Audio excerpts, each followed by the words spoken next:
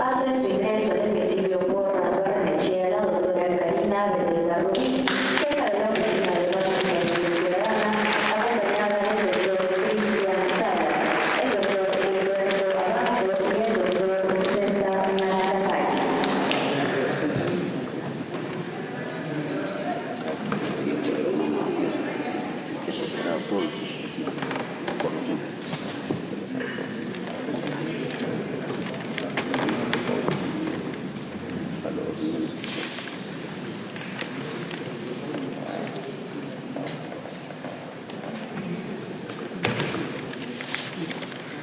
Damas y caballeros, sean todos ustedes bienvenidos al Congreso de la República. El día de hoy, el programa de la Oficina de Participación Ciudadana Martes Democrático presenta el tema Ley de Colaboración Eficaz y su viabilidad.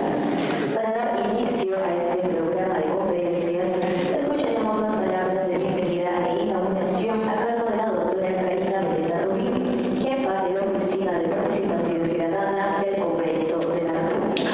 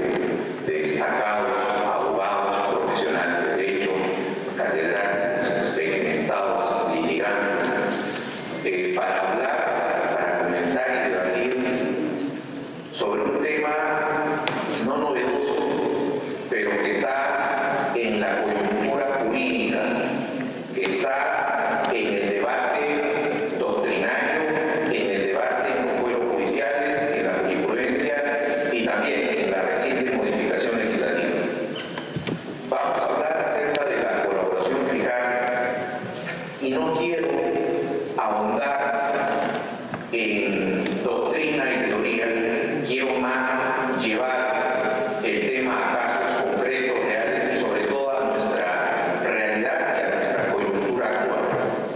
Por eso es que, si me apoyan con las diapositivas, avancemos por favor. Voy a partir por la siguiente interrogante a modo de generar justamente el tema. El procedimiento especial, la colaboración eficaz, ¿es útil en el procesamiento penal? La respuesta es sí. Sí, con total seguridad, sí. Pero en tanto sea correctamente tratada, en tanto sea correctamente regulada y aplicada. ¿Por qué hago esta salvedad? Cuando surge esta figura jurídica de la colaboración eficaz, surge con el fin de desarticular, con el fin de descubrir el funcionamiento, los integrantes, los recursos de redes delictivas, de organizaciones criminales. ¿Y por qué surge esta figura? Porque el procedimiento de investigación común y corriente, la investigación estándar de delitos, no resulta suficiente para esclarecer hechos vinculados a la comisión o a conductas criminales de alta escala o de alta complejidad. Y es ahí donde desde el derecho penal premial surge este mecanismo que ofrece premios, que ofrece ventajas, que ofrece beneficios a aquel que reconoce cometer un delito en conjunto con otros, que lo señala, los identifica, ofrece datos para descubrir los elementos probatorios o los recursos o patrimonios de esa red. Así es como bajo este esquema aparece este mecanismo y ahí es donde sustenta su razón de ser. Es útil la colaboración eficaz como un mecanismo que permite esclarecer hechos frente a organizaciones criminales. Y claro, en un primer momento, la organización criminal surge para captar a los llamados peces pequeños, al pez chico, para lograr desde ahí hilvanar, rastrear y llegar a los peces gordos. Así surge la organización, la colaboración eficaz. Lamentablemente, con el transcurrir del tiempo, en nuestro país la legislación se trastocó desde mi punto de vista, porque se permite hoy que incluso sean los cabecillas o los líderes de la supuesta organización criminal los que se acojan a ese beneficio. Entonces, al final, el mensaje ¿cuál es? Vamos a beneficiar al más malo para desarticular la organización que él mismo ha creado. O sea, ¿es coherente eso con la razón de ser de esta figura? Desde mi punto de vista, no. Porque la idea era justamente, siendo tan difícil llegar al pez gordo, darle, tenderle este puente, este beneficio a los de menor rango, a los delincuentes de menor nivel.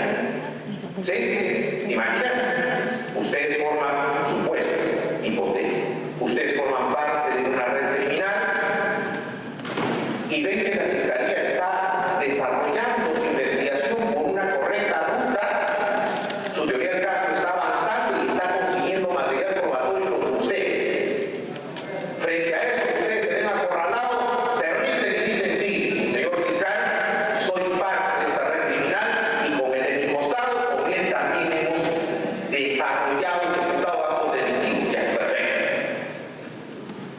Pero desde ese momento en que se rinden, la idea de esta postulación a la colaboración, ¿cuál sería? Fiscal, te voy a entregar el 100% de los datos que conozco. Te voy a dar toda la información con la que cuento, porque quiero acceder al mayor de los beneficios, que puede ser la reducción de la pena, la extinción de la pena, ¿sí? Entonces te voy a entregar la totalidad de los datos que tengo para poder acceder al mayor beneficio posible. Pero ¿qué pasó en nuestra realidad? Aparecieron conceptos creados como la famosa colaboración progresiva. Es decir, fiscal, yo, aspirante a colaborador, te voy a dar la información a cuentagotas. Y hoy te doy 2 datos. De aquí a 2 meses, 3 datos más. De aquí a 5 meses, otros datos más. Pregunto, ¿eso es correcto? Eso no es correcto, ¿por qué? Porque al final eso se convierte en un mecanismo de chantaje o se convierte en un mecanismo en el que se busque orientar o armar la versión de ese aspirante a colaborador eficaz. Y lamentablemente, cuando hay dudas sobre la objetividad del investigador, te recomiendo. Porque el investigador, ajeno a su principio de objetividad, podría armar, o no construir su teoría del caso, sino armar, crear un caso falso. Y hoy es muy fácil crear el caso falso. ¿Qué es lo que estamos viendo hoy? Aspirante a colaborador eficaz. Ya, sí, cometí el delito con esta otra persona, nos reunimos con esta otra persona, y eso lo pueden verificar con la publicación en la página institucional de la reunión. En esa reunión se dio el acto de encuentro. Oye, no me estás dando un dato desconocido.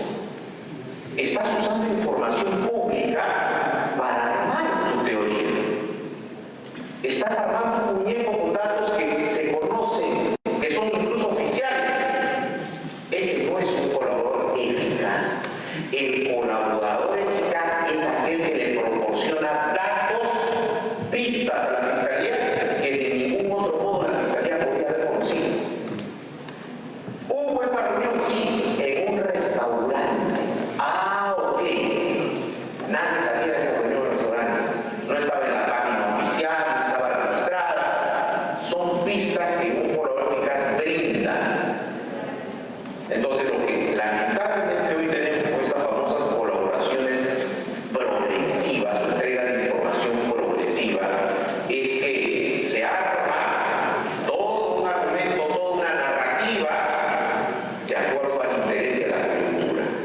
Y eso es alto peligroso, grave, peligrosamente perjudicial para el debido esclarecimiento de un hecho. Y entonces, este es un primer punto que felizmente ahora con la modificación legislativa se trata. ¿Por qué? Porque hoy la modificación que existe, aspirante a colaborador, brinda toda la información.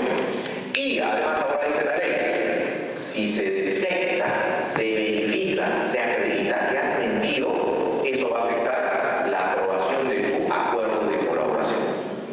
Entonces, ¿esto a qué obliga? A que el aspirante a colaborador se...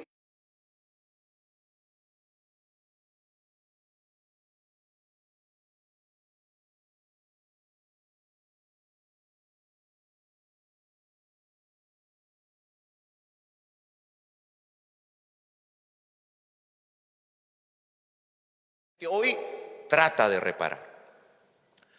Otra observación que podemos comentar, solo voy a tocar 2 más para dejar en el debate otros puntos que estoy seguro que tanto César como Humberto van a profundizar, es el referido a el plazo. El plazo. En los diversos casos que hemos tenido, y cito un caso que es de público conocimiento, los casos Odebrecht.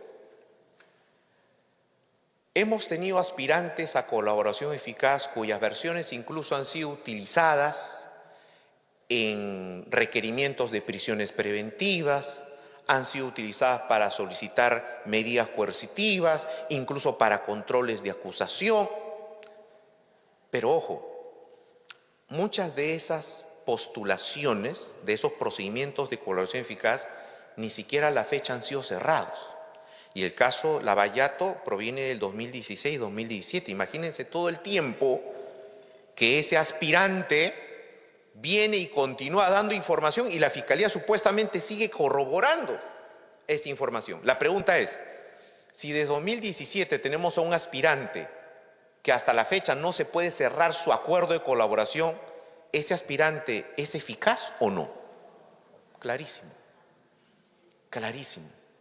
El colaborador, el aspirante a colaborador tiene que ser eficaz, es decir, tiene que proporcionar tal nivel de información, de datos, de documentos, o por lo menos indicar dónde se encuentran esos elementos probatorios que permitan verificar su dicho.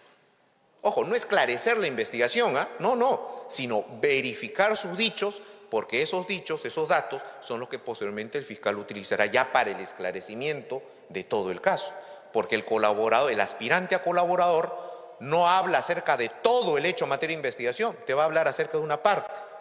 Participé en una reunión, participé en tal pedido, participé en tal entrega, pero no en todo el hecho.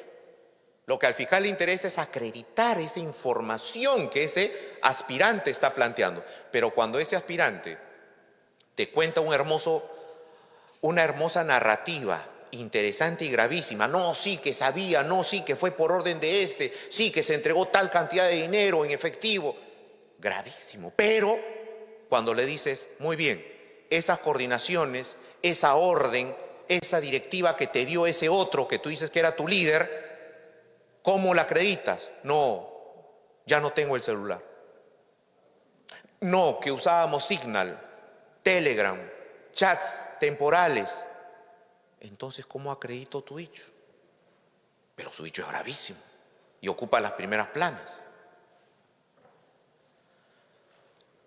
Y es ahí donde entra pues la garantía del juez, ¿no? Porque para el fiscal el caso es grave, para el fiscal los pocos indicios sí son suficientes. Bueno, el fiscal plantea sus pedidos en base a lo que él considera. Pero es ahí la garantía del juez que le dice, alto, eso no es suficiente. Hay una sindicación, eso es sospecha. Hay un dicho, eso es una versión, no corroborada aún. ¿Quién es el garante? ¿Quién es el que a nosotros, como defensa, como ciudadanía, nos permite no ser rebasados, avasallados por el dicho de un aspirante y por la presión mediática que conlleva? ¿Quién es ese garante? El juez. Por eso, en otros países, juez de garantía, acá, juez de investigación preparatoria. Y entonces, el plazo que ahora la modificación legal establece es un plazo prudencial, sí. ¿Es necesario? Por supuesto que sí. Y en relación a lo prudencial, he escuchado posiciones jurídicas respetables de académicos que dicen, no, 8 meses es ridículo, es insuficiente. Pero es que si partimos de eso, el propio Código Procesal plantearía plazos ridículos, porque el Código Procesal Penal, para casos comunes, ¿cuántos plazos nos da? 120 días en una investigación preparatoria formalizada. 120 días. Para casos complejos, 8 meses. Ojo, cuando no tenemos colaboradora, se supone que la aparición del aspirante a colaborador te va a acelerar eso, porque es eficaz, pues. Porque es eficaz, no es un sujeto que viene a contar cuento. Es un sujeto que te narra los hechos y te dice, acá está el cúmulo de material probatorio con el que acredito esto. Eficaz. Lamentablemente, se nos ha acostumbrado a que aquí los colaboradores declaren por años. Entonces, no es posible que un colaborador del 2017 hasta mayo del 2024 siga siendo aspirante a colaborador. Eso es claro, no es un aspirante a colaborador eficaz. Así de simple. Entonces, estas reflexiones nos permiten lanzar apenas algunas dificultades que en la práctica se están dando. Hay muchas más, pero la reflexión que yo planteo en aras siempre de la mejora es, primero, no quitar y no perder la esencia de esta figura jurídica, de este procedimiento especial. Acuérdense, este mecanismo surge para dinamitar, para destrozar las bases, los cimientos de toda una estructura criminal, de abajo hacia arriba. El derecho penal no podría, desde mi punto de vista, premiar a la cabeza criminal que obviamente tuvo toda la resolución criminal, que fue el que más se benefició, sobre pretexto de esclarecimiento de los hechos contra quien sea. No podría darse eso. Y es lo que desde mi punto de vista ha ocurrido en el caso Lavallato. En el caso Lavallato, recordemos, no estamos ante una organización criminal en el Perú. En el caso Lavallato, la tesis internacional, ¿cuál fue? Conjunto de empresas brasileras despliegan acuerdos corruptores en países de la región. Perú, Colombia, Argentina, Venezuela, incluso en África. ¿Para qué? Para llevar proyectos gigantescos, contratos millonarios y poder beneficiarse con esos contratos a través de todo un cambio legislativo. Ese es el planteamiento. Entonces, las verdaderas cabezas de esa organización criminal, ¿quiénes fueron? ¿Los funcionarios públicos que participaron en esas contrataciones? ¿Quiénes fueron las cabezas, los verdaderos autores de la organización criminal? Pues los privados. ¿Y quiénes son los que no han recibido pena, los que no han recibido siquiera una medida de incautación, embargo? ¿Quiénes son? Ellos. Entonces, esa es una correcta búsqueda de la verdad. A mi criterio no. Considero que ahí ha habido una tremenda falencia, ojo, desde el punto de vista incluso legislativo, porque desde que se aceptó la posibilidad de que fueran también las personas jurídicas las que puedan acogerse a la colaboración eficaz, se trastocó también la figura. La colaboración eficaz surge como un mecanismo en donde se rinde el sujeto. Y el sujeto se rinde, ¿por qué? Porque hay temor a la prisión. Reconoce que ha cometido un delito y sabe que va a pagar pena privativa de libertad. Pero ¿y la empresa? O sea, que voy a negociar con los directores, que supuestamente ellos no han cometido delito, con sus representantes. No le veo un horizonte adecuado y futuro a esta ruta que se abre para las personas jurídicas. No obstante, la ley hoy así lo permite. Y entonces otro punto, y ya con esto concluyo, es la necesidad de seguir perfeccionando este procedimiento especial. Hay que seguir perfeccionándolo. Falta mucho aún. Hoy, con esta modificación, se ha logrado algo que tanto hemos batallado, ¿no, Humberto? Las famosas declaraciones que prueban otras declaraciones, que era una barbaridad que se vino usando incluso en requerimientos de prisión preventiva. El dicho de un colaborador lo sumaban al dicho de otro colaborador y supuestamente un dicho corroboraba otro dicho. Bueno, esa barbaridad se estuvo aplicando así. Felizmente, con esta nueva normativa por lo menos se está poniendo un freno. Y ustedes dirán, pero ¿por qué? Si es un dicho distinto, ¿no? Está corroborando la versión. No, pues dicho con dicho no. Los dichos con datos objetivos, documentos, voucher, videos, audios, datos objetivos, porque si no, se arman. Yo procesado en una diligencia me entero que el aspirante a colaborar ha dicho que los hechos ocurrieron de manera A. Yo también quiero ser colaborador, voy a repetir lo que él dice. Dicho con dicho no suma, pues. Y así vamos en esta sesión. Estoy seguro de escuchar diversos puntos de vista, diversas falencias y siempre en el ánimo de buscar la mejora del procedimiento, la mejora del proceso penal para esclarecer los hechos, para no dar lugar a impunidad, pero también, ojo, la mejora del proceso penal para, en esa marcha, en esa búsqueda de la verdad, respetar derechos fundamentales de los ciudadanos. No nos pueden encarcelar para recién investigar. No nos pueden armar muñecos para desestabilizarnos. No nos pueden generar casos para generar presión mediática y lograr prisiones preventivas. Ese es el rol de nosotros, como abogados, enfrentar eso, defender al ciudadano de eso. Distinto es el magisterio, la finalidad de la Fiscalía, del Ministerio Público, tienen otra ruta, pero su ruta también tiene límites. Principio de objetividad, principio de legalidad.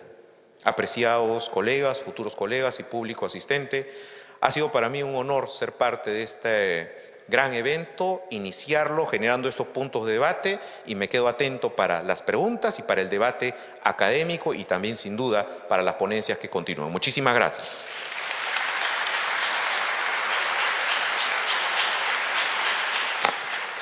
Le agradecemos al doctor Cristian Salas Beteta por su exposición. Asimismo, aprovechamos esta oportunidad para saludar a todos aquellos que nos acompañan a través de las plataformas virtuales y también a través del canal del Congreso.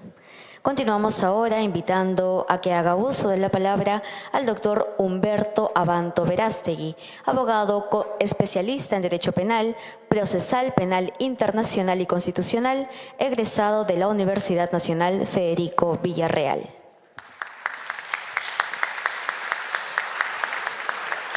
Buenas noches, congresista por siempre, pues, Karina Beteta Rubín, César Nakazaki, mi colega, amigo y hermano, Cristian, también parte de la familia. Buenas noches a todos. Cuando hablamos del procedimiento de colaboración eficaz, creo que deberíamos enfocarlo de la manera correcta, y es partir de la regla general para apreciar que la colaboración eficaz es una excepción. La generalidad es que cuando una persona afronta una acusación, tiene derecho a un proceso que nosotros todos hemos acogido, el concepto norteamericano de un debido proceso legal, tal como lo entendieron los padres fundadores de la Unión Americana, en el sentido de que nadie será privado de su vida, su libertad o su propiedad sin un debido proceso legal.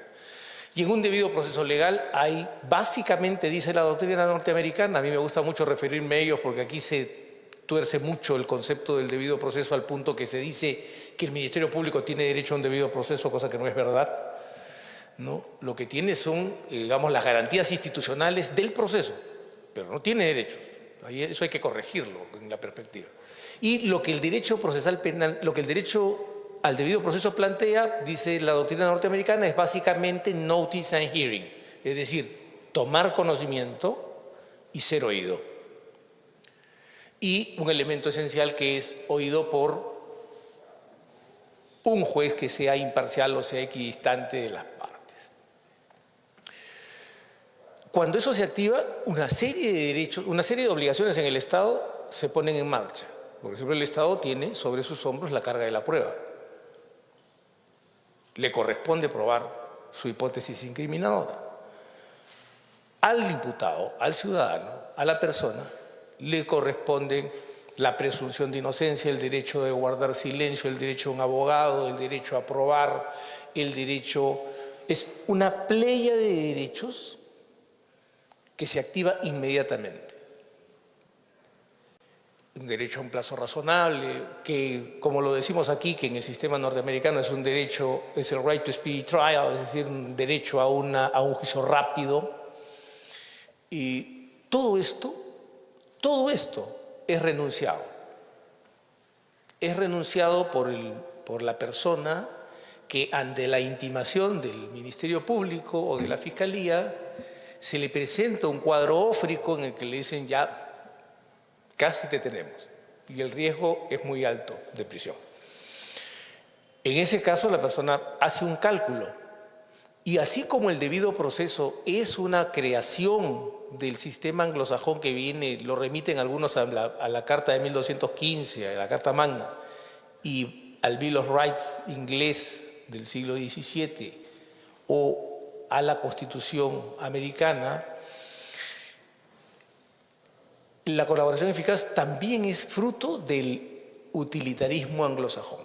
Son ellos los que comienzan esto en la guerra contra los mobsters o contra las mafias en los Estados Unidos. Y comienzan este sistema de vamos a darte premios para que nos ayudes a deshacernos de estas organizaciones criminales o de estos entramados criminales o de estas conspiraciones criminales.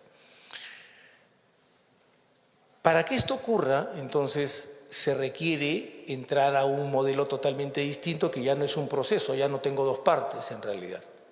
Ya la carga de la prueba no está en el Estado, está en mí. Ya el derecho a guardar silencio no existe, yo tengo que revelar. Entonces surgen tres cuestiones esenciales. Mi renuncia al programa criminal, mi deber de revelación y mi deber de comprobación. Ya no tengo defensa. Por otro lado, el Estado me tiene que garantizar un tema central, que aquí en el Perú no existe. ¿Okay? Luego vamos a hablar de la experiencia peruana. Y es la discreción. El que esto se maneje con total sigilo. Porque si yo estoy revelando un entramado criminal de alto calibre, ¿qué me va a pasar? Si es que se pone en evidencia que yo estoy colaborando. Por esa razón es que en el sistema norteamericano inclusive también hay sistemas de protección de testigos, programas de protección de testigos. Cambian identidades, cambian locaciones, cambian familias, cambia todo. Acá no, acá el sistema es, tengo un colaborador eficaz y llamo a mi mejor amigo de la prensa y le digo, acá tengo un colaborador eficaz que dice tal cosa, porque yo quiero hacerle daño al doctor Nakazaki, ¿no? Entonces, revelo de inmediato que este colaborador eficaz ha dicho que el doctor Nakazaki fue un conspirador para la muerte del general Sánchez Cerro. Sabemos que es imposible, pero no importa, ya salió el titular. El doctor Nakazaki fue parte del asesinato de Sánchez Cerro.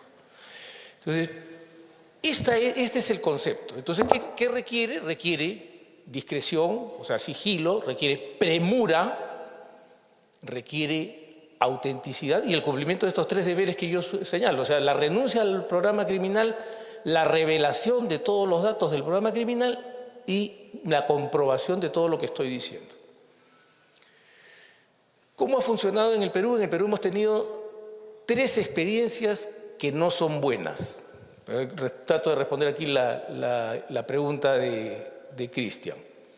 La primera experiencia, que fue dolorosa, fue la ley de arrepentimiento. Gran propósito, se logró en algunos casos esa posibilidad, ocurrió por ejemplo con el caso de Sotil, en el trabajado por el GEIN, que logró convertirlo en un colaborador y por él supimos dónde estaba, encontrar todas las pistas para capturar a Abimael Guzmán y a su comité central. Pero también paralelamente se produjeron monstruosidades porque en los aparatos criminales, por ejemplo, las organizaciones terroristas sobre todo, desarrollan esquemas de lealtad y con un enfoque perverso para destruir los mecanismos de la democracia. Entonces, esta ley de arrepentimiento ¿qué trajo? Trajo una concertación de terroristas que señalaban a personas inocentes. Ella también es terrorista. Entonces la tomaban y terminaba presa y la condenaban. Tan grave fue esto que se tuvo que crear, el mismo gobierno del ingeniero Fujimori creó la Comisión Lancea. Y la Comisión Lancea produjo más, César me puede corregir, más de 300 y pico indultos, que significa que hubo 300 y pico seres humanos que fueron privados de su libertad por delaciones perversas, por delaciones bastardas. La siguiente fue la experiencia del 2000. Y en la experiencia del 2000 descubrimos una cosa, que finalmente la inocencia o la culpabilidad de una persona reposaba en la lengua de un solo ser humano. Y un solo ser humano podía destruir la vida de cualquiera de ustedes, diciendo lo que le pareciera que era oportuno decir sobre ustedes, sea cierto o sea falso. Estos dos procesos, cuidado, es muy importante subrayarlo. En el caso del arrepentimiento, se tenía 5 días para corroborar las cosas, para que vean cómo era la urgencia o la premura, el sentido de premura. Pero que claro, o sea, yo estoy yendo a obtener un premio. ¿Cómo puedo obtener un premio si soy el último que corre? se quedó al fondo, el que no está aplicando toda su velocidad. No, si yo quiero un premio, o sea, tengo que revelar rápidamente la totalidad. Ahí estoy de acuerdo absolutamente con Cristian, eso de que yo revelo por partes y además hemos quedado un acuerdo, dicen algunas fiscalías, ¿no? Si le descubrimos algo, está obligado a revelarlo. No, pues oiga, entonces usted no está haciendo un acuerdo de colaboración eficaz. No sé qué estará haciendo, pero eso no es un acuerdo de colaboración eficaz. Usted lo que tiene que hacer es decirle, revéleme todo. Y si no cumple con revelarme todo, no va a tener nada. Porque es un acuerdo de todo o nada. Y por lo tanto tiene que ser íntegro, integral, corrijo, y tiene que ser absolutamente rápido. Tiene que ser expeditivo. En ese caso, en el tercer caso que hemos vivido, nuevo Código Procesal Penal, antes de la reforma, con los cambios que se hicieron en algún momento, tuvimos cosas horrendas. Un fiscal podía aproximarse a un ciudadano para que renuncie a 16 derechos fundamentales sin la presencia de su abogado.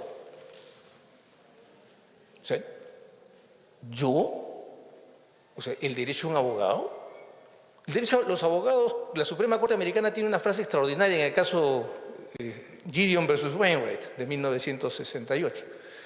Y es, perdón, de 1963, corrijo. Y es muy sencillo, los abogados no son un lujo, son una necesidad. Una persona no puede tomar una decisión relevante para sus intereses jurídicos sin la asistencia de una persona experta. Es muy grave que a una persona se la ponga en esa situación la ley establecía que eso podía ocurrir. No solo ocurrió, era el mecanismo actual. Y yo insisto, por las informaciones que he obtenido, de que no solamente los fiscales se aproximaban, sino los policías se aproximaban y aún hoy se aproximan, inclusive a altos funcionarios, a invitarlos a ser colaboradores eficaces cuando no tienen ninguna titularidad. Un policía no puede invitar a ninguna persona a ser colaborador eficaz. No tiene esa potestad jurídica, pero en el Perú se da. Entonces lo cambiaron y comenzaron ustedes han escuchado, han visto la campaña que se desató, van a destruir la colaboración eficaz. Distinguidos ex procuradores aullaban, ¿no? Oh, se va a acabar la colaboración eficaz. El mismo autor del reglamento del Ministerio de Justicia de la Ley de Colaboración Eficaz del año 2001, el mismo autor del reglamento que puso 60 días más prorrogables por 30, decía que 8 meses era un crimen para corroborar una colaboración eficaz. Porque así son las cosas. Las opiniones cambian al ritmo de los intereses políticos. No son posiciones doctrinarias, no son posiciones jurídicas, son posiciones políticas claramente interesadas. Porque, a ver, díganme qué pasó en todo este tiempo que hizo que 90 días que eran suficientes hicieran insuficientes 8 meses prorrogables por 4 meses más. ¿Eso qué pasó? Pasó dentro de la persona, no pasó en el mundo objetivo. Y eso que pasó dentro de la persona era el propósito de mantener un esquema peligroso para la sociedad que repetía los males de la ley de arrepentimiento. Yo tomo a alguien, esa persona, le digo que se indique a otra persona, construyo la declaración, la lanzo a los medios, ya la presenté como culpable, la demonicé y en ese momento puede venir cualquier decisión, una prisión, lo que sea. Entonces, ese mecanismo es lo que la reforma ha tratado de buscar, es parar ese mecanismo. Un tercer tema era que no había plazo. Mientras los otros tenían plazo, en este no había ningún plazo. Yo sé de procedimientos de colaboración eficaz o procedimientos por colaboración eficaz, como los llama el código, que tienen 5 años.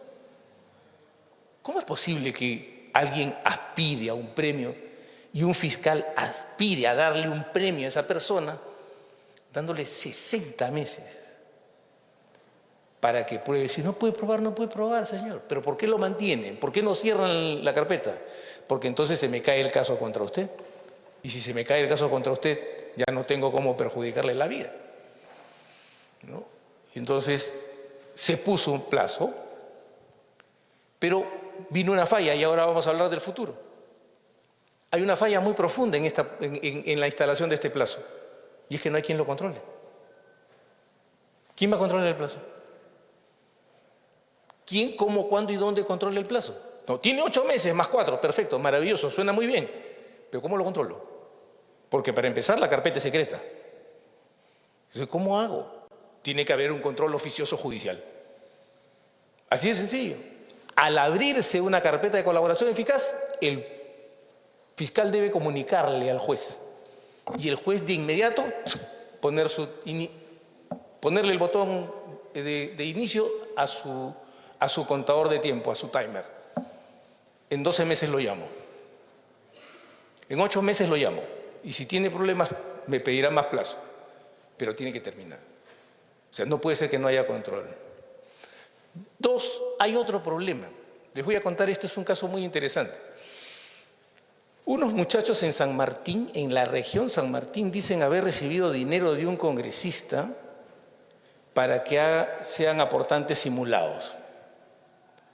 Estos muchachos hicieron, según ellos, los aportes simulados. Los convierten en colaboradores eficaces y resulta que en su sentencia se establece que el dinero provenía de Odebrecht. ¿Cómo es que estos chicos que estaban en San Martín, en la región San Martín, han podido establecer que el dinero provenía de Odebrecht habiendo 4 fuentes alternativas? El señor Rasmus, el Banco de Crédito, el señor Rodríguez. ¿Cómo? ¿Por arte de magia? ¿Y cómo ocurrió? Porque acá hay otro problema, es importante tenerlo presente. Todo el tiempo le cargamos la tinta a los fiscales, a quienes yo quiero mucho porque por ellos tengo mucho trabajo. Pero el punto es que son los jueces los que toman las decisiones. Y cuando un juez dice, yo voy a validar este acuerdo en el que el fiscal me trae a una persona de San Martín que me dice que el dinero viene de una operación que se dio en una fecha que no puedo precisar, pero que es responsabilidad de otras personas a las que él ni conoce, ¿de qué colaboración estamos hablando? Entonces, hay otro problema que es un problema de estándar de comprobación, que tiene que ver con los jueces. Y a los jueces ahí hay que decirles, para la sentencia de colaboración eficaz, no, papacito, no hay otro estándar que más allá de toda duda razonable. No hay, es que él es buena gente y yo le tengo que creer. No, señor, no hay buena gente aquí. El señor está haciendo eso porque quiere algo. Y si quiere algo, tiene que darle algo a usted. Si usted no está pidiendo algo, usted está regalando la justicia y está tratando de dañar a alguien. Porque al aprobar la declaración de un colaborador eficaz, viene una consecuencia jurídica. Y es que se tiene que valorar valorar por los jueces de juicio aquello que viene. Y entonces, ¿cómo hacemos?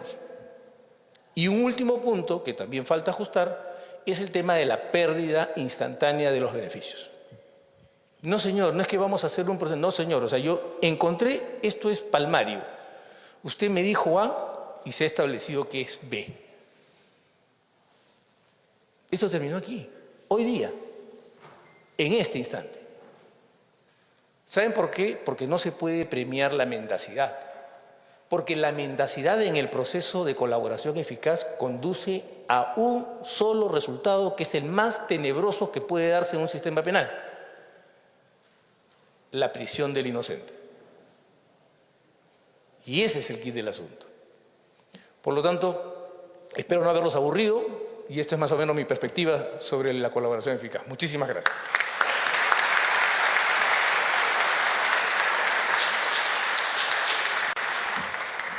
Bueno, muchísimas gracias al doctor Humberto Abanto por su participación aquí en esta conferencia de Martes Democrático.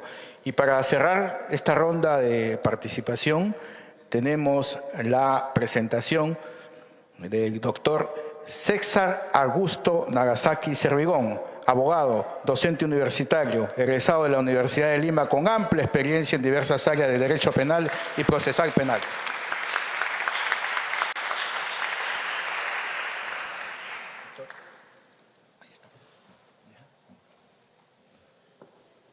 Gracias.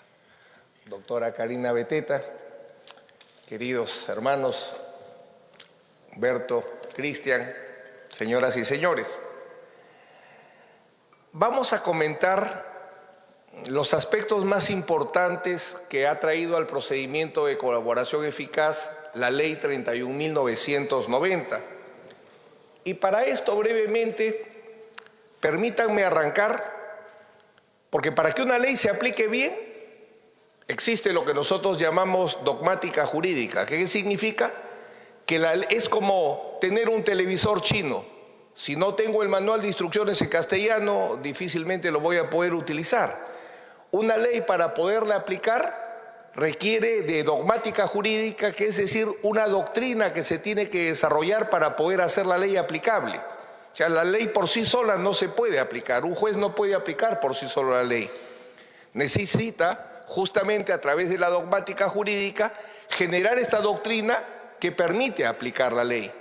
Y por eso lo primero que hay que definir para saber si está bien legislado, mal legislado, bien utilizado, mal utilizado, es qué debemos entender, cuál es la naturaleza jurídica de la colaboración eficaz. La colaboración eficaz es un proceso especial, que es lo que dice el Código Procesal Penal. Es una técnica de investigación, concepto que les pido tener presente. Es un instrumento de política criminal, como que se utiliza ahora. Hago detenciones preliminares y salen dos frutos: colaboradores eficaces y testigos protegidos. Revisen ustedes todas las detenciones preliminares que se han dado en el Perú, salvo 3 o 4, todas arrojan colaboradores eficaces o testigos protegidos. Esto es, ¿para qué se ha creado o para qué se utiliza la colaboración eficaz por la Fiscalía? Para fabricar pruebas, para tener mis colaboradores y para tener mis testigos protegidos. ¿Cuándo la utilizo? Como un instrumento de política criminal.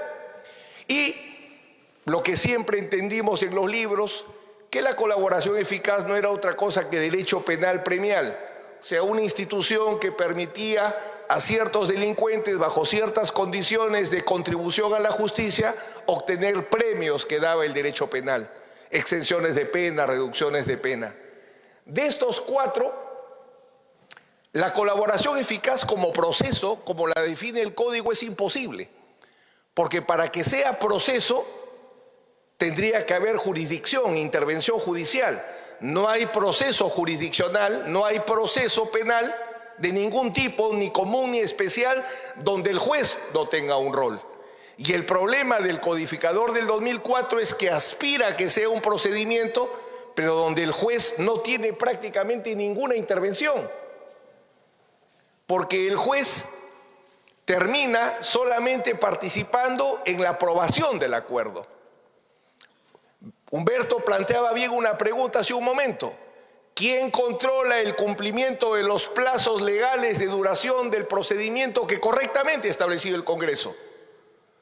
Si es un procedimiento especial tal cual está regulado, nadie, porque el juez no tiene ese rol. El juez solo interviene para aprobar el acuerdo.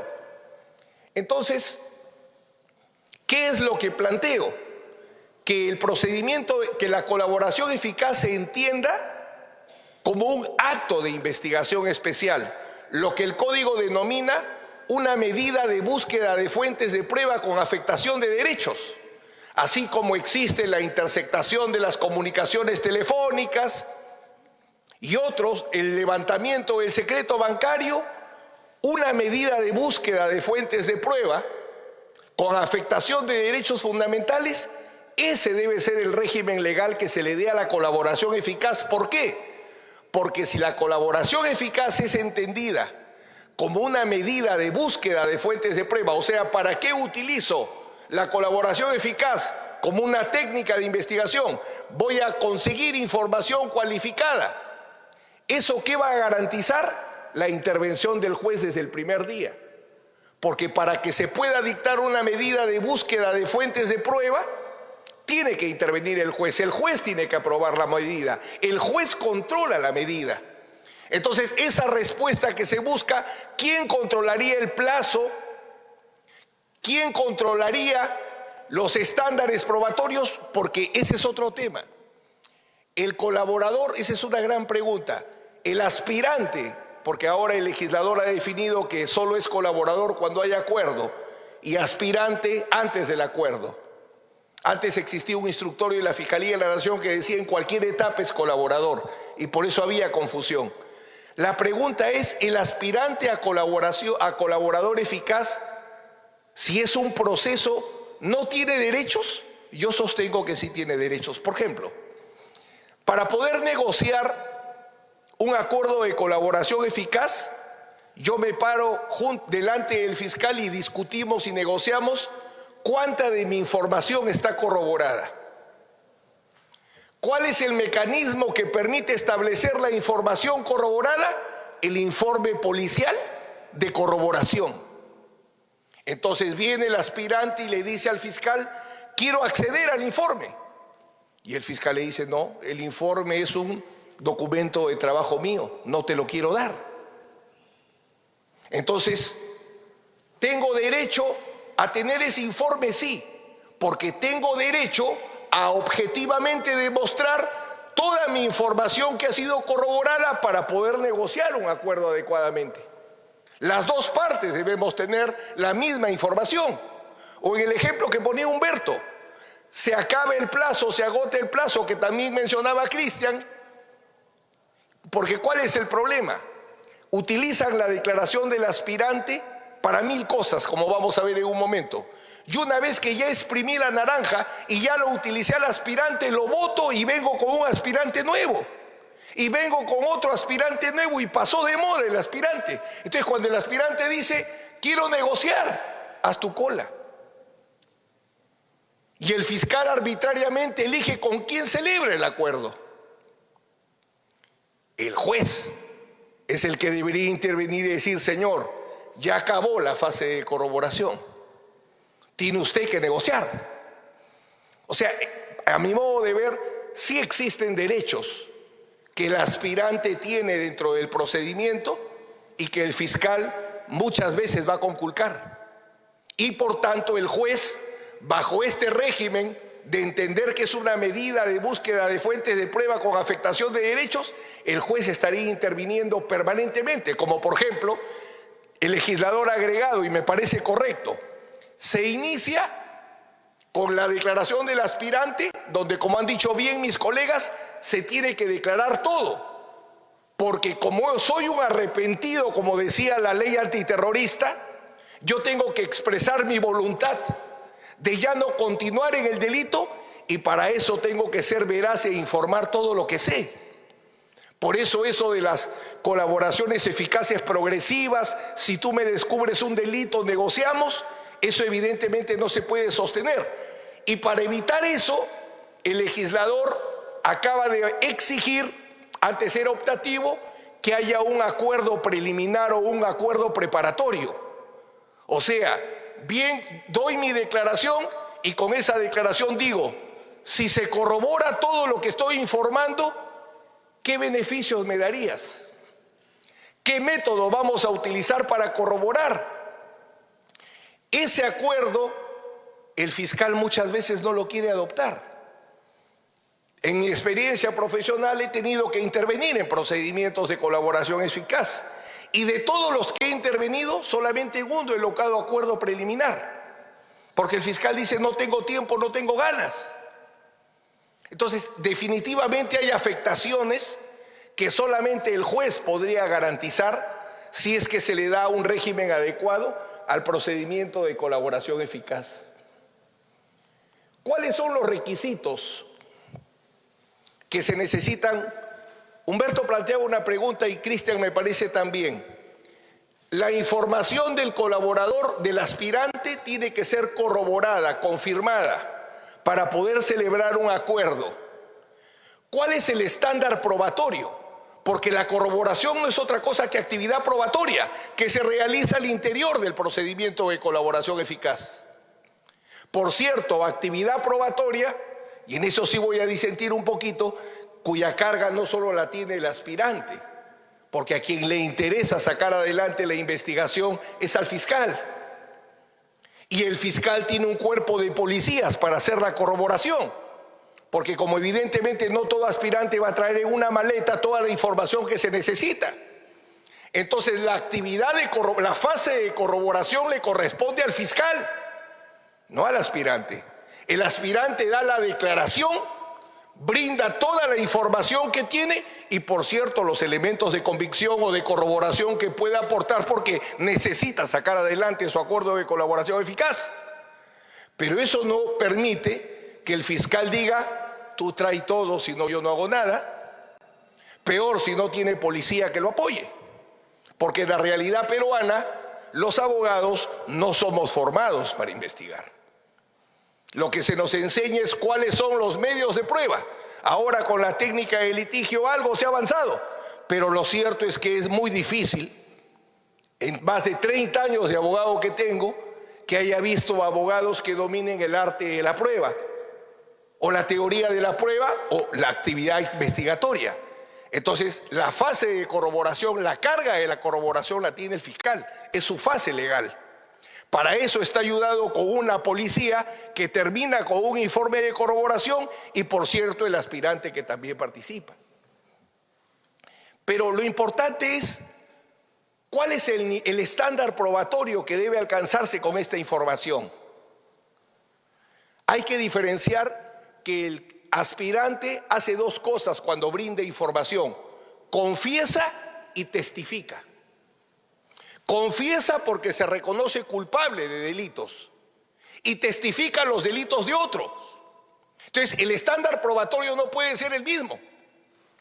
Para que a una persona, cuando el juez en la sentencia verifique si hay o no la prueba, porque el juez tiene que verificar que la información ha sido probada respecto a los delitos que confiesa el aspirante, ahí sí funciona lo que muy bien ha dicho Beto, el estándar de culpable más allá de toda duda razonable. Yo solo puedo ser declarado culpable, la presunción de inocencia solo puede ser destruida cuando se alcanza el estándar de culpable más allá de toda duda razonable, o como antes se decía, certeza de la comisión del delito. Pero respecto a lo que testifica el colaborador, no lo que declara, no lo que confiesa como delito, sino a lo que testifica respecto a los delitos de otro, no hay base jurídica para exigirle el estándar de culpable más allá de toda duda razonable, porque eso es para vencer la presunción de inocencia y declarar culpable a la persona. ¿Qué es lo que se le puede exigir al aspirante? El estándar probatorio que se le exige a un testigo para ir a juicio: sospecha suficiente. Entonces, el estándar probatorio hay que diferenciarlo. Cuando es los delitos que yo confieso, el juez tiene que verificar estándar de culpabilidad más allá de toda duda razonable para aprobar el acuerdo. Pero respecto a los delitos de otros, el estándar de prueba suficiente, porque el testigo, el colaborador, ¿cuál es la obligación que asume? Ser testigo en los juicios. Esa es su obligación, ser testigo en los juicios. ¿Y qué permite? ¿Cuál es el estándar probatorio para ir a juicio? Sospecha suficiente, probabilidad cualificada.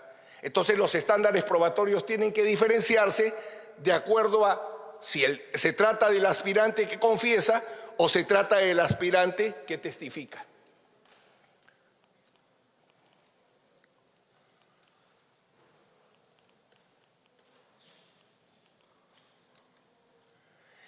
El problema principal del procedimiento de colaboración eficaz, y que no ha corregido adelante el Congreso, es permitir el uso de la declaración del aspirante. Ese es el factor de perversidad del procedimiento de colaboración eficaz. Si vemos la evolución de cómo se ha utilizado la declaración del aspirante, recordaba muy bien Beto que el antecedente es la ley de arrepentimiento. En la ley de arrepentimiento, que se dio en la época donde el presidente Fujimori establece la política antiterrorista, así como da amnistía a los militares, da la ley de arrepentimiento para los terroristas. ¿Qué sucede? Se condenaba con la declaración del aspirante. Declaraba el aspirante a colaboración eficaz y se dio lo que espero que nunca se repita. Por suerte ya no lo he vuelto a ver. Pero cuando defendía en la justicia antiterrorista, la prueba principal de condena era la declaración del aspirante. Y por eso es que muchos inocentes fueron condenados por la velocidad de la justicia antiterrorista. Y Beto recordaba una política que estableció el presidente Fujimori, que es la única en la historia de la República de reconocimiento de errores de víctimas de errores judiciales. Claro, lo que faltó fue que digan que eran víctimas de errores judiciales, porque eran inocentes. Pero no se quiso llegar a tanto y se dijo indultos especiales o indultos extraordinarios, cuando el indulto es a quien comete un delito, no a un inocente. Sin embargo, no interesa el nombre, la cosa es que salían de la cárcel, que era lo importante.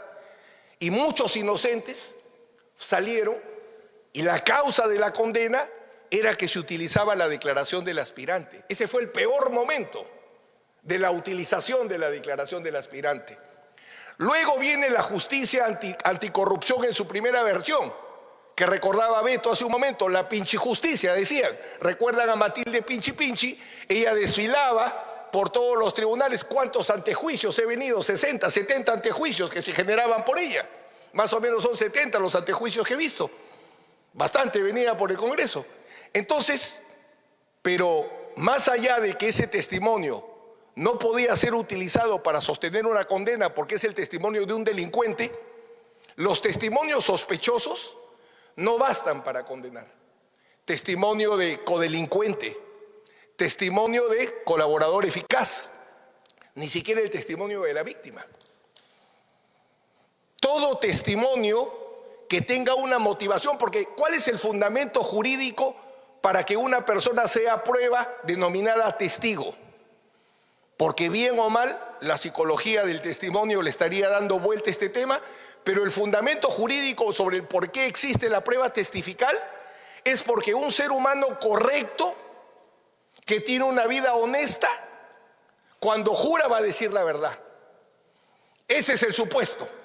Que si creemos que el juramento nos hace honestos, bueno, ese será otro tema de otro día a discutir. Pero ese es el fundamento por el cual se creó la prueba testifical. Porque se pensó que si un hombre o una mujer tenía una vida correcta y jura decir la verdad, la va a decir. Entonces, sobre esa base, ¿qué sucede? Se dio en esa época algo que es correcto, que sí fue correcto en la justicia anticorrupción en la primera versión. ¿Cuándo declaraba Matilde Pinchi Pinchi? Cuando ya se había celebrado el acuerdo. Que esa es la manera correcta de utilizar al testigo colaborador. Debe prohibirse el uso de la declaración del aspirante.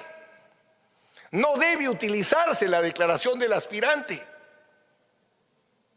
Ese es un craso error que incorporó el reglamento de la, y luego voy a explicar bien por qué, el reglamento de la colaboración eficaz, porque voy a llegar ahí. Entonces, en la justicia anticorrupción primera etapa se dio el mejor uso. Declaró el testigo colaborador en ejecución del acuerdo de colaboración eficaz. Ya todo se había corroborado, ya había cumplido con todo, y con nombre y apellido salió a declarar y nunca lo mataron, nunca le hicieron nada, ni un pelo le jalaron. Más bien llegaba como si fuera a Hollywood cada vez que daba un testimonio. Ese fue el mejor momento. Luego retrocedemos y se empezó a usar en la segunda versión de la justicia anticorrupción, se empezó a usar las declaraciones de los aspirantes de nuevo, pero tarjadas. Los primeros casos Lavallato, ustedes revisan las declaraciones de los colaboradores y le decía sí te voy a dar la declaración a los defensores de las otras partes, pero le daban tarjada. Tipo como se ve en la película en los Estados Unidos, las hojas tarjada, cuando la CIA tiene que entregar documentos desclasificados así, tarjado, casi nada.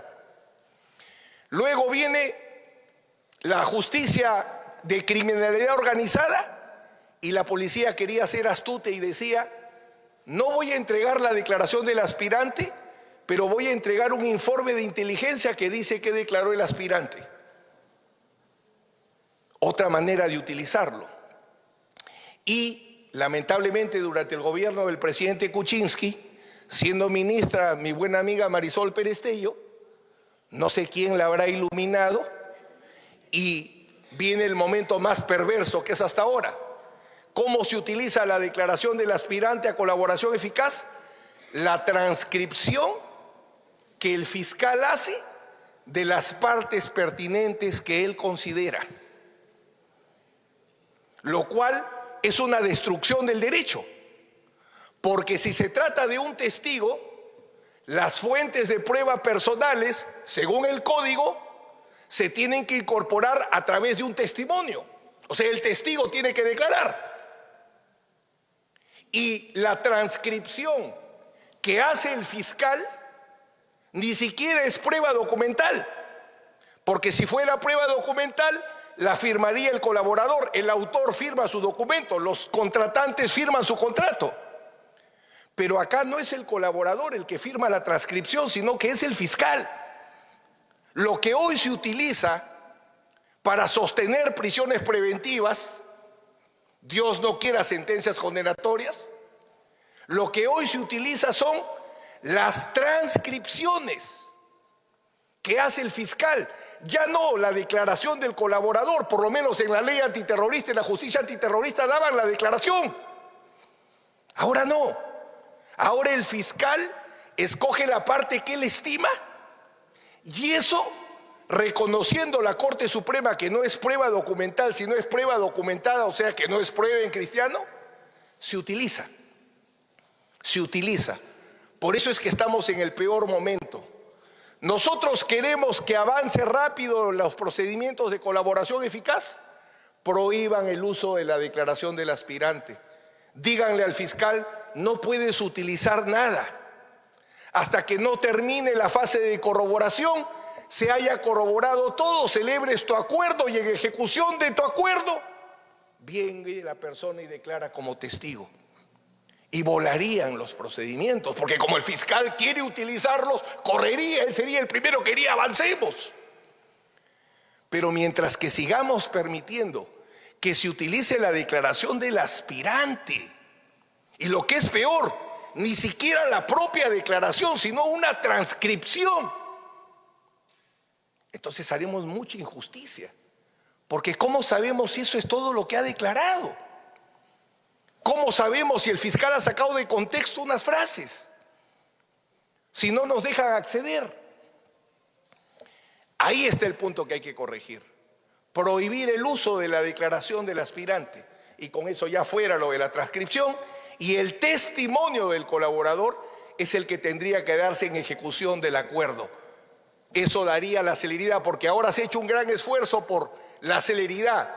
La celeridad no está en poner un plazo. La celeridad está, como repito, en prohibirle al fiscal que use la declaración del aspirante y exigirle solo puedes utilizar al colaborador una vez que tengas tu acuerdo. Y ahí se volverían a corregir las cosas. Lamentablemente la nueva ley mantendría, y digo mantendría porque sigo reflexionando.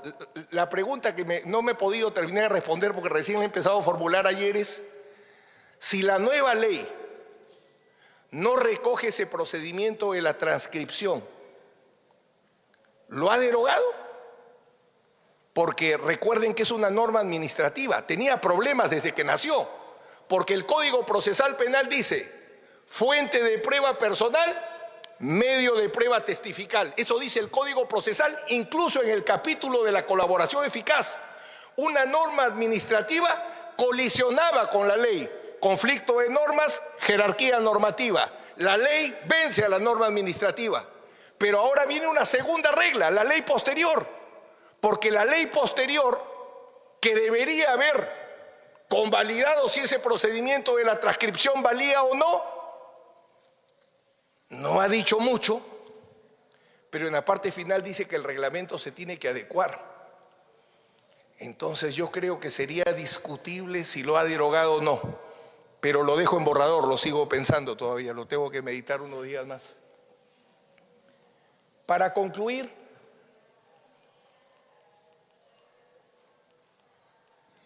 esto es fundamental, que han tocado mis colegas, pero es central.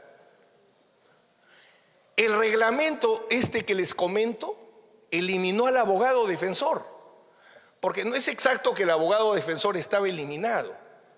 O sea, si es un procedimiento y hay un derecho que ejercer, tiene que estar el abogado. Pero el reglamento dijo sin abogado. Y hay algo que es central. Una colaboración eficaz, como todo acto que se realice en el mundo del derecho, es un acto jurídico. Y para que tenga validez tiene que ser libre. Tiene que ser voluntario. ¿Y quién garantiza que las colaboraciones eficaces no sean fruto de la electrocutación que se hace en la detención preliminar? ¿Quién es el único que puede garantizar que no lo están gatillando? El abogado, que también es el gran responsable, no solo el fiscal y no solo el juez, porque el abogado es el primero que tiene que evaluar si es que el camino que debe seguir su patrocinado es el procedimiento de colaboración eficaz, y él tiene que verificar lo que justamente se preguntaba Cristian, porque si me dice a mí, mi patrocinado, quiero acogerme a colaboración eficaz, correcto, ¿tú qué sabes? Yo sé que había llamadas. ¿Cómo lo vas a corroborar, hermano? Y lo interrogo y lo ajusto para ver si dice la verdad o no, porque sé los efectos que tiene ese procedimiento y porque es un demérito para el abogado que en pleno procedimiento se lo cierren porque su cliente es un mentiroso o porque no tiene capacidad de corroboración. Entonces, el primer responsable siempre es el abogado. No es el único, por cierto, pero siempre es el primero.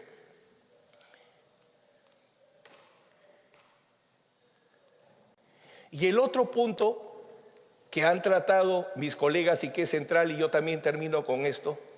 Acá está justo. Me acabo de pasar. Es la perversión que, para ser justos, la Corte Suprema sí había desarrollado que entre testigos sospechosos no se pueden corroborar.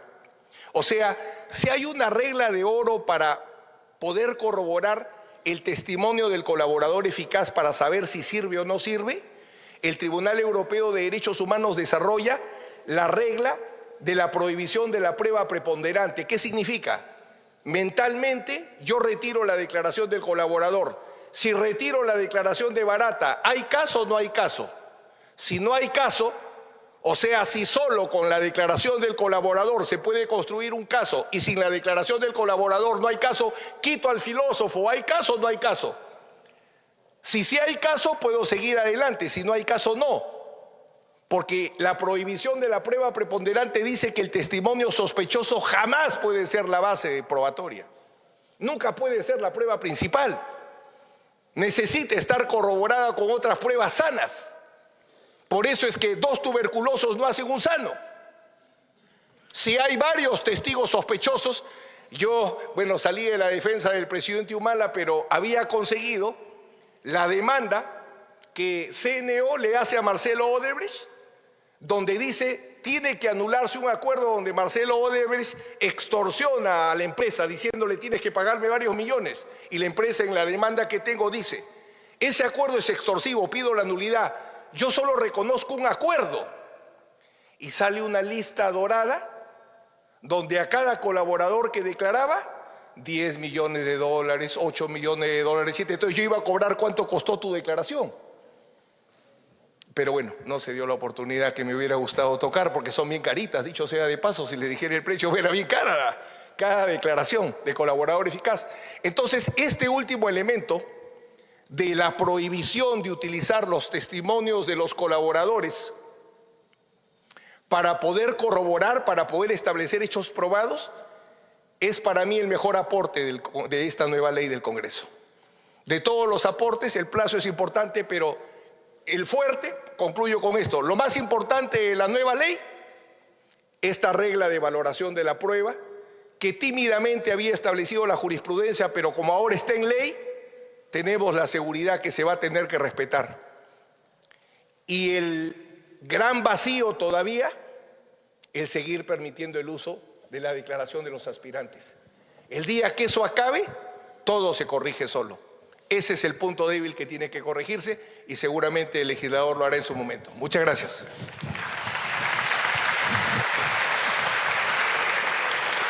Muchísimas gracias al doctor César Augusto Nagasaki por su participación en este importante evento. Y bueno, ya que han escuchado la participación, la exposición de cada uno de nuestros invitados, tenemos también algunas preguntas del público, ¿no? Así que, por favor, ¿sí?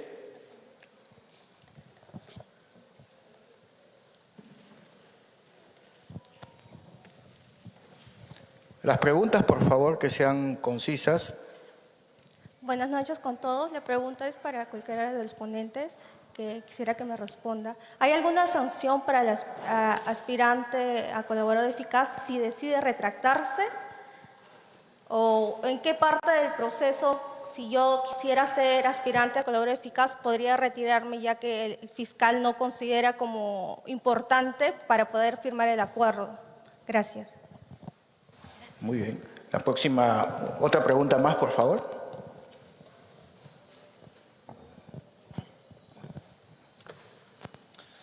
Buenas noches con todos los presentes y felicito la participación de cada uno de los ponentes, más aún por la excelente cátedra que nos dieron esta noche. Pero mi pregunta va concisa y precisa en un punto bastante fundamental, en el cual vendría a ser, ¿cuál sería la adecuada utilización del aspirante en el ordenamiento jurídico, tanto en el procedimiento judicial y también como tomándolo en cuenta de nuestra Policía Nacional del Perú? Gracias. Por acá, por favor. Sí, buenas noches. Primero agradeciendo las ponencias de tan magnos académicos, catedráticos en esta oportunidad. Mi pregunta va dirigida respecto a la naturaleza que debe aplicarse en cuanto a la forma de poder graduar los criterios de valoración. ¿Consideran ustedes que es pertinente que en aquellos casos en los que una organización criminal que está conformada por 3, 5 personas, pero que atienden a una naturaleza delictiva, digamos, de carácter con menos complejidad, en cambio, organizaciones criminales que tienen como fin coludir funcionarios públicos, atentar contra el Estado, deben aplicarse igual la misma carga de valoración o beneficios a aquellas organizaciones criminales las cuales se fundamentan en delitos de menor bagatela y deben ser los mismos para delitos de mayor naturaleza ante bienes jurídicos protegidos? Me interesaría saber su opinión si debe existir una reforma o una variación atendiendo a la naturaleza del delito. Muchas gracias. Muchísimas gracias. ¿Tenemos otra pregunta? Buenas noches. Justamente quería preguntar acerca de qué reformas o mejoras propondría usted para poder optimizar el uso de colaboradores eficaces en el Perú. Muy bien. Y una pregunta más, por favor. Buenas noches a todos. Buenas noches a todos. Mi pregunta es la siguiente. En el año 2016 al 2018, en Puno, hubieron 40 casos de lavado de dinero. Solamente 2 llegaron a etapas de juzgamiento. Los demás en colaboración eficaz. ¿Cómo superamos cuantitativa y cualitativamente esta realidad? Gracias. La última pregunta, por favor, del caballero. Sí, estimada colega Karina Beteta, queridos colegas de la mesa, muy buenas noches. Traigo el saludo del señor rector José Antonio Chan Escobedo, soy el doctor PhD Belgutar, de San Martín de Porres. Mire, desde la academia, a diferencia de los amigos y futuros colegas participantes, yo quiero ser muy enfático. Ya desde Cátedra Perú estamos haciendo muchas inquietudes y observaciones con los alumnos y colegas de otras universidades respecto de esta ley 31990, que entra en vigencia el 21 de marzo. Miren, 3 puntos concretos. Número 1, ustedes consideran, queridos colegas, que el Perú, dentro del marco de la Convención de Palermo contra la corrupción, que es un problema global, Perú debe adecuarse en procedimientos, en premiación del ADA y otros, más al sistema norteamericano, italiano, alemán o brasileño, dada la experiencia de Marcelo Odebrecht y toda la red de corrupción que dejó Lavallato. Punto 2, el segundo aspecto es referente a que el Ministerio Público es el titular de la legalidad, la constitucionalidad. Pero ciertamente en la evolución del proceso desde los 80, el Ministerio Público se ha convertido en una institución que no tiene presupuesto logística, personal, ética, legalidad y constitucionalidad para seguir adelante con los procesos de colaboración eficaz. Entonces la pregunta es si es el Poder Judicial el que debe desarrollarlo. Y finalmente, el último punto, para ustedes, ¿consideran que esta ley tipo parche del Decreto Supremo 007-2017 IUS y a su vez del Decreto Legislativo 1301 es suficiente? ¿Requerirá los estándares de la OCDE? ¿Pasará esto el agua caliente del Tribunal Constitucional? Yo lo dejo ahí como inquietudes. ¿Qué cosas hay que mejorar? Porque resulta que finalmente la disposición primera establece un plazo de 30 días hábiles para la adecuación. Sin embargo, hasta la fecha, Editora Perú me ha confirmado, y el portal de transparencia, que no hay todavía la adecuación. Muchísimas gracias y que Dios les bendiga. Muy bien, una pregunta más. Muy buenas noches con todos, espero estén muy bien aquí a los ponentes. Es una pregunta muy sencilla, pero es acerca del colaborador eficaz. Si bien el señor al momento de dar su testimonio para echar dedo, como se dice, de otra persona, si esta persona miente, ¿el fiscal también tendría que tener responsabilidad sobre los hechos de este colaborador? Eso es todo. Bueno, muchísimas gracias. Bueno, pasamos a las respuestas. Doctor Cristian Salas. Sí, por favor. Bien, muchas gracias por las interesantes preguntas, algunas más precisas que otras. Voy a tratar de resumir la respuesta tomando varios aspectos que he identificado. En primer lugar, ¿la ley modificatoria reciente es suficiente? Mi respuesta es no. Coincido con el maestro Humberto, con el maestro César Nakazaki, al señalar que no, o sea, falta por mejorar mucho. Hay algunos aspectos que quedan en el vacío, en la duda, y que urgen mejorar, sin duda. Es un avance, por lo menos frenamos cierta problemática, por lo menos. ¿Falta mejorar mucho más? Sin duda que sí. Esa es mi posición. En segundo término, ¿qué pasa con el aspirante a colaborador que en algún momento decide no seguir con su procedimiento, decide no ratificarse, no mantener su versión en la que confiesa su delito y en donde señala ser testigo de la comisión de otros? Ya, pues lo que va a pasar es que simplemente ese procedimiento no va a avanzar, se va a frustrar y su declaración, sea porque él se retira o sea porque un juez no aprueba ese tipo de acuerdo, simplemente se da como no existente. Es excluida esa declaración. En el caso de que sea rechazada la propuesta de acuerdo de colaboración, si bien su declaración se rechaza, los datos de corroboración, los otros actos de investigación, sí se mantienen en el proceso penal. El hecho de que no se verifique la verdad o no se logre corroborar la versión del aspirante a colaborador eficaz genera responsabilidad administrativa, disciplinaria en el fiscal. No, porque el fiscal está cumpliendo su rol. Tengo un aspirante que me dice que sabe tales hechos y en la investigación, en el procedimiento de corroboración, él me va a proporcionar información y yo como fiscal voy a buscar corroborarla. ¿Qué pasa si no logro corroborar su dicho? Pues simplemente no habrá acuerdo. O sea, ahí no habrá ningún tipo de falta disciplinaria o funcional del representante del Ministerio Público. Sí habrá falta, e incluso hasta penal, si es que se logra acreditar que ese aspirante fue coaccionado, fue intimidado, fue amenazado, fue obligado a declarar en cierto sentido a sabiendas que esa información era falsa. Ahí sí obviamente hay responsabilidad disciplinaria, hay responsabilidad hasta penal. ¿Ya? Hasta ahí, digamos, los puntos que he recogido. Cedo el uso de la palabra al doctor Humberto Abanto para que prosiga. Uno por uno.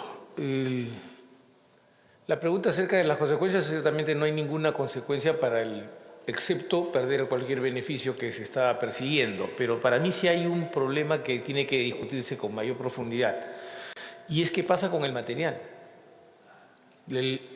Hay una norma medio confusa, porque dice que no se podrá usar contra él, pero al mismo tiempo dicen que el expediente es inexistente. Entonces, si es inexistente, esta subsistencia de lo que se trabajó a partir de las revelaciones del aspirante para ser usado contra terceros, resulta preocupante en realidad en relación con el equilibrio del proceso, ¿no? El Estado tiene una ganancia costo cero contra el procesado, sin control del procesado, porque todos estos actos de corroboración se hacen sin que el procesado participe. Entonces lo voy a usar y se lo voy a poner en el proceso. Me parece que ahí hay que pensar bastante bien, porque hay, digamos, dos temas en competencia, que en mi opinión sí están resueltos en la jurisprudencia, ¿no? Pero que sí tengo que plantear el problema, y es la, entre comillas, búsqueda de la verdad, y por el otro lado, los derechos de la persona. Las cortes civilizadas, no estoy hablando de nuestra Corte Suprema, usualmente resuelven el tema a favor del ciudadano con alto costo para el sistema, pero para preservar la Constitución. Explico. Prueba prohibida, por ejemplo, la prueba se ha obtenido ilícitamente, pero acredita el hecho, nos conduce a la verdad. Pero el juez norteamericano, que fue el que creó el tema de la prueba prohibida, dice sí, pero la verdad para mí no es más importante que el respeto a la Constitución. Entonces, la base de una sociedad democrática es el respeto a la Constitución. Entonces, la pregunta aquí es, ¿resulta válido que sobreviva el material? En mi opinión, no resulta válido, porque no hay control. Y participación del aspirante, yo estoy totalmente de acuerdo con César Nakazaki. La participación del aspirante, por decirlo de algún modo, en el proceso real, no estamos hablando del procedimiento de colaboración, sino en el proceso, debe ser cero. Mientras es aspirante es darle derecho a voto a un feto, así de sencillo. Entonces vamos a ver cómo hace para depositar el voto, ¿no? En términos biológicos. Mejoras al proceso de colaboración eficaz, creo que hemos dicho varias. Primero, control del plazo, muy importante lo que ha dicho César, el no uso de las declaraciones y del material recabado hasta que no haya sentencia que apruebe la colaboración eficaz. Sí, creo que además hay que intensificar la presencia del juez, ¿no?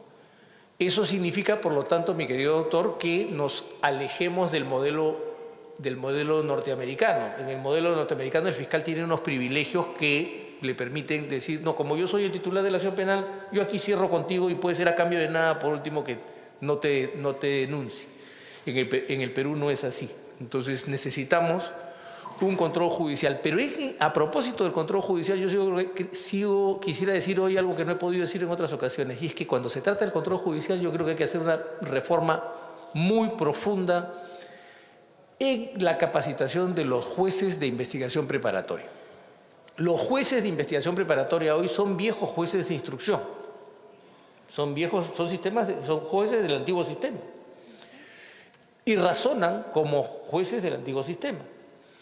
Entonces son una especie de par del fiscal que le pide lo que le pida, le van a dar para que pueda avanzar la investigación, porque la búsqueda de la verdad en esta cosa punitiva que tiene la Corte Suprema, que ha marcado la tesitura de que la lucha contra la impunidad es el gran destino y el sendero por el que debe caminar la justicia peruana, esas son supersticiones, eso es brujería, eso es la Inquisición, a mí no me cuadra, ¿no?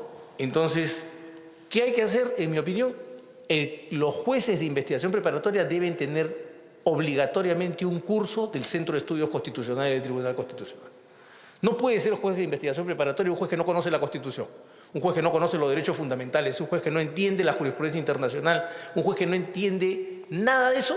¿Por qué? Porque la labor del juez de investigación preparatoria, curiosamente, es defender o proteger los derechos fundamentales de quien está siendo metido en ese trapiche llamado sistema penal. Que haya 40 casos en pugna y que 2 hayan llegado a juicio no es una sorpresa, eso expresa las debilidades del modelo.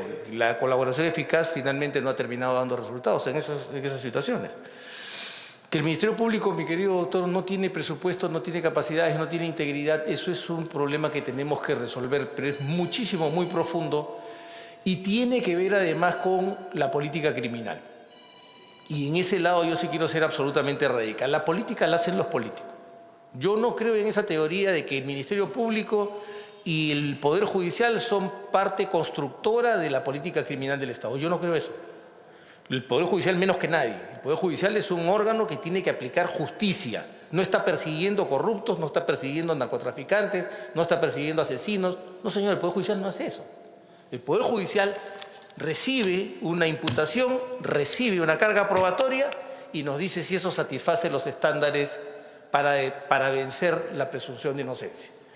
Así de sencillo. Yo soy enemigo de los sistemas especializados, porque los sistemas especializados son la Inquisición. Un sistema especializado era la Inquisición, era especializado en buscar brujas, magos, satanólatras y hechiceros. Y ustedes vieran cómo se multiplicaron brujas, magos, satanólatras y hechiceros mientras la Inquisición existió. Cuando dejó de existir, oh maravilla, desaparecieron brujas, magos, hechiceros y satanólatras. Entonces, los sistemas especializados a mí me horrorizan, ¿no? Y que la ley esté sin reglamentar es un problema nuestro. O sea, creo que todos los ciudadanos deberíamos exigirle al Ejecutivo, hay unos plazos, cumpla usted, regule esto, porque lo que usted no regule se va a convertir en un vacío peligroso para el ciudadano, particularmente en algo tan grave como la colaboración eficaz. Y finalmente, que si el fiscal es responsable de la mendacidad del aspirante a colaborador, no. Pero sí creo que no hay que dejar un espacio vacío. Y el fiscal sí es responsable de la mendacidad a la que induce al aspirante a colaborador eficaz. O sea, porque la evidencia empírica nos demuestra que de repente llega el colaborador y no declara espontáneamente, sino le comienzan a preguntar por persona, ¿y Nakazaki? ¿Y Salas? No, o sea, la cosa es que el colaborador revele, no que sea guiado por el fiscal para que se indique a tales o cuales personas que a lo mejor el señor fiscal quiere que involucrarlas en su investigación, ¿no? Entonces, bueno, eso es todo lo que tengo que decir. Disculpen por lo largo. Doctor César Nakazaki.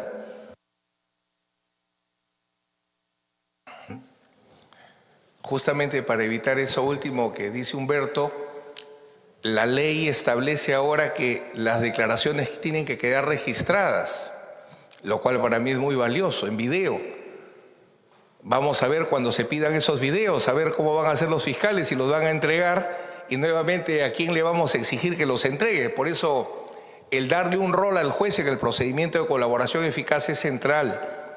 Y para eso yo insisto en que el mejor régimen legal de los que existe es entender la colaboración eficaz como un medio de búsqueda de fuentes de prueba con afectación de derechos que permite la participación del juez desde el comienzo, ¿no? Ahora, ¿por qué no funciona la colaboración eficaz? ¿No es una herramienta potente? Yo diría que es un mal general. De todas las etapas del proceso penal, del nuevo proceso penal, la etapa más problemática que hay es la de investigación. La investigación es la más complicada. Yo señalaba hace un momento porque no hay preparación en los abogados para investigar, pero hay otro factor central que tocaba una de las personas que ha preguntado amablemente, y es que no puede haber investigación si no hay inversión en logística. Les pongo un ejemplo muy concreto. Váyanse a cualquier fiscalía de lavado de activos con o sin colaboración eficaz. Pobrecito que el fiscal diga una pericia. Porque el gabinete de peritos, y yo he visto la respuesta del gabinete de peritos, ha contestado así a los fiscales de lavado de activos: no tenemos peritos para cumplir con los encargos que ustedes nos piden, así que vamos a elegir los casos más relevantes para ayudarlos con esos casos. Pero el factor común hoy es que la pericia casi empieza a desaparecer, pese a su importancia, y no les hablo de otras pruebas científicas, porque no hay inversión. Los países, cuando decía el colega hace un rato, ¿qué sistema elegimos? Yo lo primero que pensaría es ahora, ¿y cuánto vamos a invertir?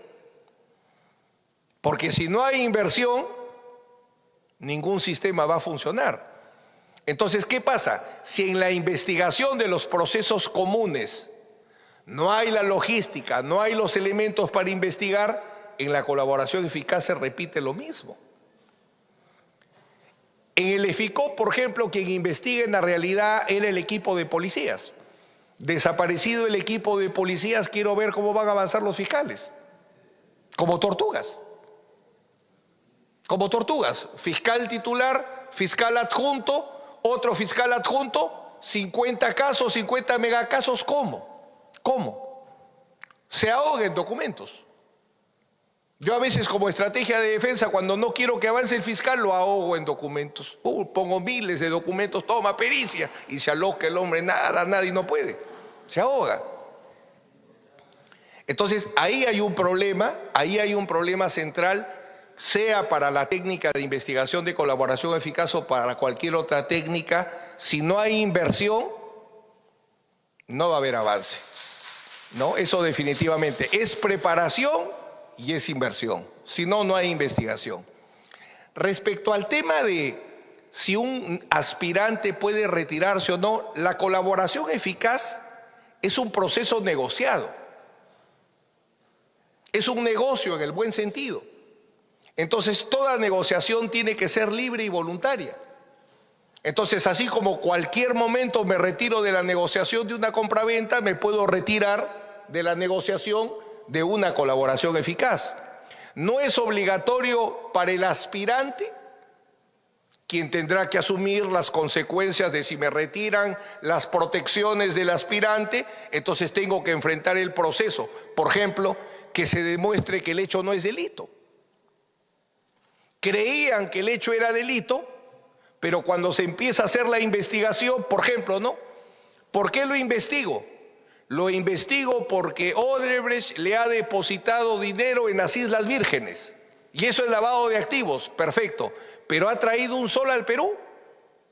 No, no ha traído nada. ¿Qué dice el artículo 2 del Código Penal, principio real o de defensa? Que el Perú puede perseguir los delitos de lavado de activos que se cometan en el extranjero siempre y cuando surte efectos en el Perú. Entonces, si me encuentro con ese caso, ¿qué tengo que decirle al fiscal? Hasta luego, se acabó la colaboración eficaz, no hay. O sea que uno puede retirarse en cualquier momento.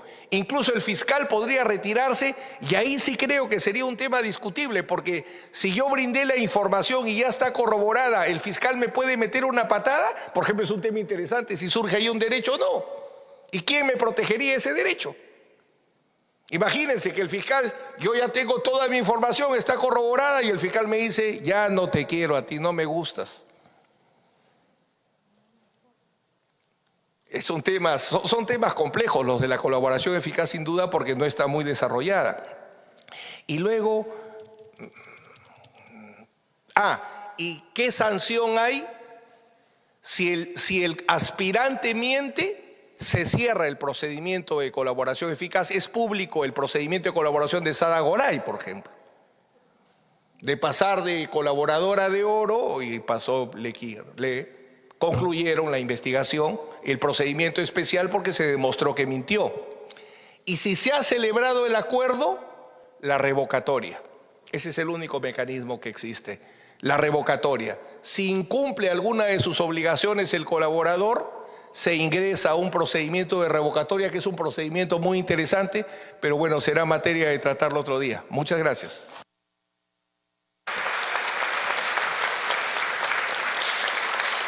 Acto seguido, pasamos a la etapa de reconocimiento de nuestros expositores por su participación. Invitamos a la doctora Karina Beteta y al doctor Cristian Salas, por favor. La primera vicepresidencia de la Oficina de Participación Ciudadana del Congreso de la República otorga el presente diploma al doctor Cristian Salas Beteta, abogado especialista en Derecho Penal, en reconocimiento a su valiosa participación como expositor en la conferencia Ley de Colaboración Eficaz y su viabilidad.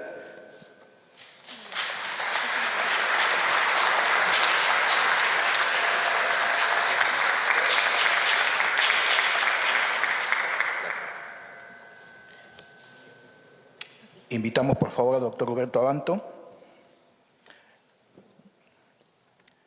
Muy bien. La primera vicepresidencia de Oficina de Participación Ciudadana del Congreso de la República otorgan el presente diploma al doctor Humberto Abanto Verástegui, abogado y docente universitario, en reconocimiento a su valiosa participación como expositor en la conferencia Ley de Colaboración Eficaz y su Viabilidad. Firman el primer vicepresidente de la República, Arturo Alegría García, y la doctora Karina Beteta Rubin.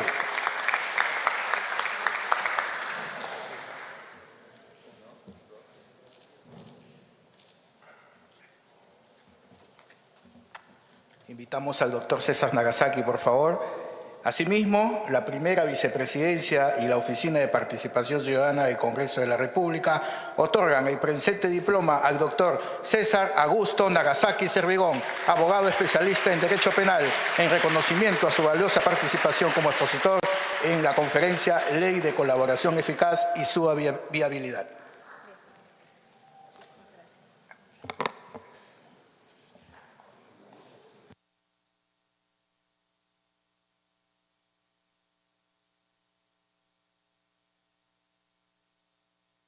Palabras finales de la doctora Karina Beteta Rubin, jefa de la Oficina de Participación Ciudadana.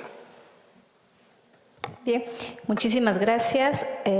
Primero, felicitar, y bueno, para mí es un honor haber podido participar y estar en esta oportunidad compartiendo esta mesa de honor con destacados profesionales del derecho, quienes han tenido a bien en esta conferencia explicarnos cómo funciona el proceso de colaboración eficaz y también con algunos ejemplos clarísimos cómo se viene desarrollando. El caso más sonado y creo que todos conocemos es el caso Lavallato.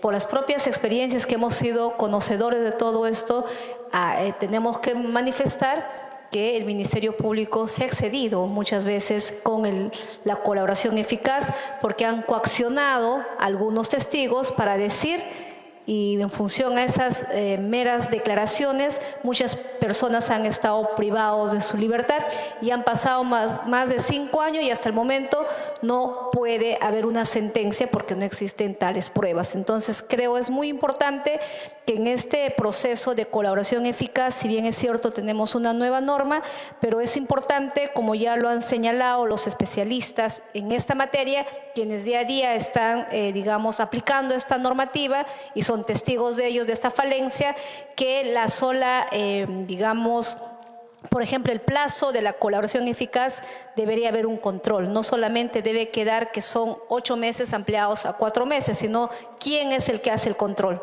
de este plazo. ¿Es el juez? No creo que sea el mismo fiscal, porque sería juez y parte en esa oportunidad. Luego también creo es importante y nosotros trasladaremos esta observación que es válida y muy importante respecto a los que en esta oportunidad están siendo aspirantes a colaboradores eficaces, que esas declaraciones no deben de ser validadas si esto no ha sido corroborado o ya o tienen la condición de colaboradores eficaces. Creo eso sería de lo que podemos nosotros sacar como conclusión, esos primeros 2 aportes principales para que pueda tener una mejor, digamos, viabilidad en cuanto a la colaboración eficaz. Agradecemos por estos aportes y estamos seguros que prontamente el Congreso hará suyas estos aportes muy importantes y como también manifestaban anteriormente y estamos seguros que la Comisión en este caso de Justicia, quienes son los especialistas en la materia y son los indicados a hacer el seguimiento del cumplimiento del reglamento. Creo yo, aquí pedimos y le hacemos también esta invitación para que ellos puedan convocarse en una sesión y consultar al ente correspondiente si ya se ha cumplido con la ley sobre la implementación que es el reglamento, porque hay muchas leyes que están vigentes, pero no tienen el reglamento y por ende no son aplicables, ¿no? Entonces, creo que es una tarea que corresponde al Congreso de la República y en especial a cada uno de los congresistas. Bien, agradecemos una vez más la participación de nuestros expositores y decimos profesionales de lujo para nosotros que hemos tenido la oportunidad y qué mejor haber participado en esta conferencia de manera gratuita, porque es así como en el Congreso de la República a través de este programa. Cada martes traemos temas de importancia tanto para los alumnos de la Facultad de Derecho, que hay muchos que están participando, como también para los ciudadanos. Esa es la función que cumple el Congreso de la República al servicio de los ciudadanos. Agradeciendo la participación del doctor César Nakazaki, del doctor Humberto Abanto y también del doctor Cristian Salas. Agradecemos a cada uno de ustedes y damos por clausurado este evento de conferencia sobre la Ley de Colaboración Eficaz y su implicancia. Muchísimas gracias a cada uno de ustedes. Buenas noches. Invitamos a todo el público, por favor, para que participen en la foto final y del recuerdo con nuestros expositores y se pueden acercar, por favor. Juntarse un poquito, ahí nomás, por favor, juntarse un poquito. Así es.